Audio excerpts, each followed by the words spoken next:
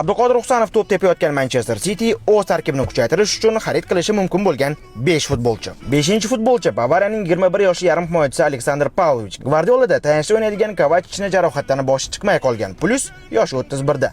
Rodri ham oltin to'pni yutganidan beri tayinli maydonga tusha olmadi. Unda ham jarohatlar. Pavlovichning Bavariya bilan shartnomasi 2029-yilning yozigacha. Transfer market uni 65 million yevroga baholagan.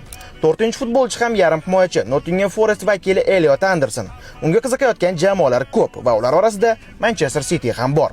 U 23 yoshda va transfer market uni 60 million yevroga narxlagan. O'rmonchilar bilan shartnomasi 2029-yilning yozigacha. 3-futbolchi bu Antoine Semenyo, 25 yoshli o'ng qanot vingeri. Manchester City Savignoni Tottenhamga, Oscar Bobni esa Dortmundga sotib, umuman qaysi jamoaga bo'lsa ham berib qutulib, ularning o'rniga aynan o'ng qanotga yangi futbolchi olib kelmoqchi.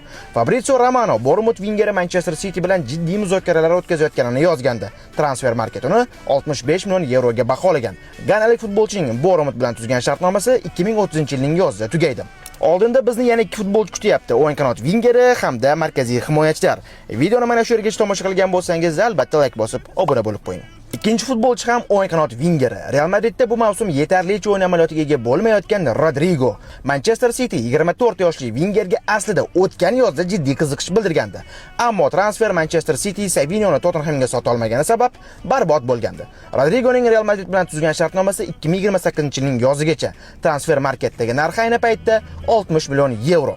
So'nggi futbolchilar o'zi faqat Mark Gueyhini aytmoqchi edim, ammo Manchester City tarkibida Nathan Ake katta ehtimol bilan jamoani tark etishi va ehtimoli juda past bo'lsa-da Yoshko Gvardiolga yaxshi summa taklif qilinsa, u ham Manchester Citydan ketishi mumkinligini inobatga olgan holda ikki markaziy himoyachini aytishga qaror qildi. Manchester City markaziy himoyaga Mark Gueyhidan tashqari Bruggening 21 yoshli himoyachisi Joel Ordonesni ham xarid qilishi mumkin.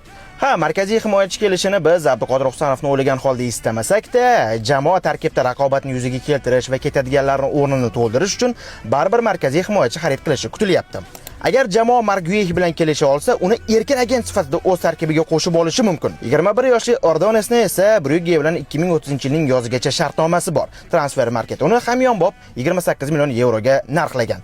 Keyingi video qaysi jamoaning qaysi pozitsiyasi haqida bo'lsin, izohlarda yozib qoldiring.